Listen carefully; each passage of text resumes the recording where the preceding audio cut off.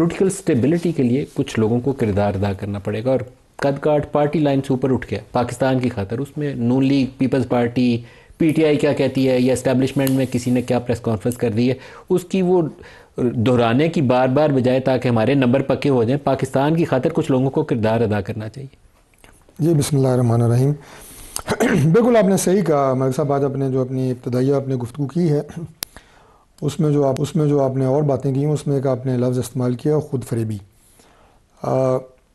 میں سمجھتا ہوں کہ واقعی ہم لوگ اس خود فریبی میں مبتلا ہیں کہ ایک دوسرے کو شاید الفاظ سے یا ایک دوسرے کو کسی بھی طرح زیر کر کے ہم حالات کا کچھ بہتر کر سکتے ہیں، لیکن حالات کی بہتری کے لیے آج بھی میں ابھی پارلیمنٹ کے اجلاس سے ہی آ رہا ہوں، جب تک ہم اپنی ذمہ داریوں کو محسوس کر کے اور ایک سیاسی عمل کو آگے نہیں بڑھائیں گے، پارلیمان کو مضبوط نہیں کریں گے.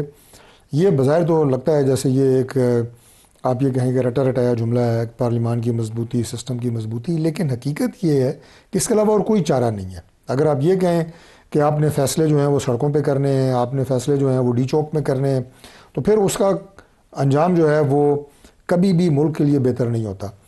ابھی جو صورتحال ہے اس میں پاکستان تحریک انصاف نے آج بھی بیرسٹر گور نے جو پارلیمنٹ میں بات کی، انہوں نے کہا جی کہ قوم جو ہے وہ پریشان ہے اور انتشار جو ہے وہ نہیں ہونا چاہیے، اور ملک میں اسٹیبلٹی کے لیے تناؤ اور ٹینشن کو کم کرنے کی ضرورت ہے. اب یہ باتیں بظاہر ٹھیک ہیں. میں نے خیر اس کے بعد اجازت مانگی اسپیکر صاحب سے کہ میں ان کا جواب دوں فلور آف دا ہاؤس پہ، لیکن اسپیکر صاحب نے اس کی اجازت نہیں دی. انہوں نے کہا کہ ابھی خیر ٹائم بھی نہیں تھا، لیکن انہوں نے کہا جی کہ ابھی ماحول کو فی الحال مزید جو ہے وہ اس میں تلخی بڑھے گی اور اجلاس جو ہے اس کی کارروائی ختم کر دی گئی. اب میں نے وہاں پہ کہنا کیا تھا، میں نے صرف ان سے یہ پوچھنا تھا کہ ہمیں یہ بتائیں کہ یہ جو انتشار کی سیاست ہے یہ کون کر رہا ہے، اور جو آپ کہہ رہے ہیں کہ قوم پریشان ہے اس پریشانی کی وجہ کیا ہے، اور جو انسٹیبلٹی آپ کہہ رہے ہیں اس کی کیا وجہ ہے، ٹینشن اور تناؤ آپ بتا رہے ہیں کہ جی کم ہونا چاہیے، یہ بڑھایا کس نے ہے. یہ 3-4 سوال میں نے بیرسٹر گور صاحب سے اور پی ٹی آئی کی قیادت کے جو اسمبلی میں بیٹھے تھے ان سے پوچھنا تھا. جب سے یہ اسمبلی بنی ہے اس وقت سے میں کوئی الزام نہیں دے رہا، میں حقائق پہ 1-2 باتیں کرنا چاہ رہا ہوں. پارلیمنٹ کے اندر ہو، پارلیمنٹ کے باہر ہو، یعنی سوائے تناؤ پیدا کرنے کے اور انتشار کی سیاست کے پاکستان تحریک انصاف اور کوئی بھی کام نہیں کر رہی. اب اس میں جو ان کے پارلیمنٹیرین ہیں میں انہیں قطعی طور پہ مورد الزام نہیں ٹھہراؤں گا. اس کی وجہ یہ ہے کہ وہ اپنی لیڈرشپ کی جو پالیسیز ہیں ان کے پابند ہیں.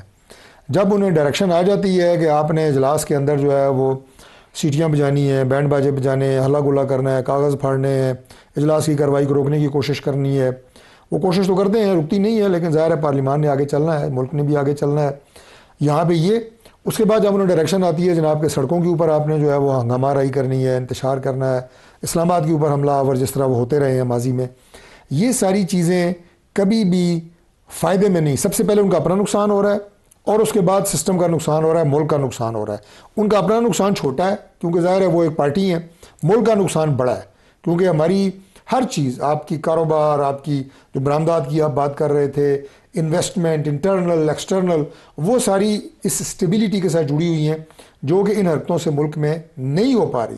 اور دوسری بات میں یہ کہوں گا کہ دیکھیں جو میں نے کہا کہ یہ انتشار اور فتنہ فساد اور یہ ساری بات، اس میں آپ ہماری پارٹی کو چھوڑیں، پرائم منسٹر کا رول دیکھیں. پرائم منسٹر نے 1 سے زائد دفعہ آپ کے پروگراموں میں یہ بات ڈسکس ہوئی ہے، تمام چینلز بھی یہ بات ڈسکس ہوئی ہے، وہ تصویریں اور فوٹیجز چلی ہیں جب پرائم منسٹر نے اپوزیشن کے پاس جا کے یہ بات کی کہ جی یہ آپ آئیں، بیٹھیں اور بیٹھ کے معاملات کو ہم آگے لے کے چلتے ہیں. لیڈر آف دی اپوزیشن کی کرسی پہ جا کے پرائم منسٹر نے یہ کہا. ایک بات.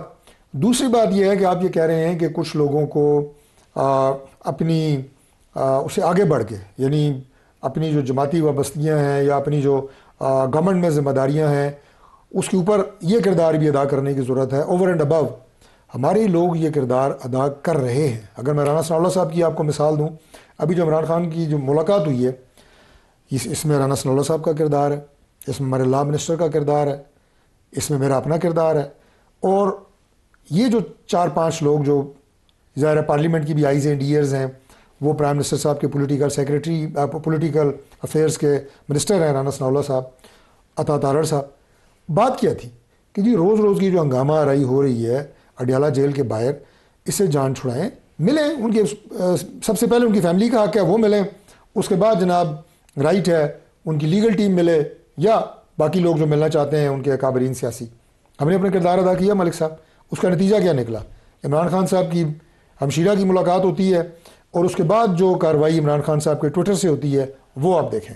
ایک ایسی فوج جس کے بارے میں آپ نے یہ کہہ رہے تھے کہ یہ تو جنگ ہی نہیں لڑ سکتے جی، یہ تو جنرل جنگ نہیں لڑ سکتے، انہوں نے آپ کو جنگ لڑ کے دکھائی، جنگ جیت کے دکھائی، پوری دنیا میں آپ کو اللہ کے فضل سے عزت دلائی، آپ کے پاسپورٹ کو، آپ کے جھنڈے کو عزت دلائی۔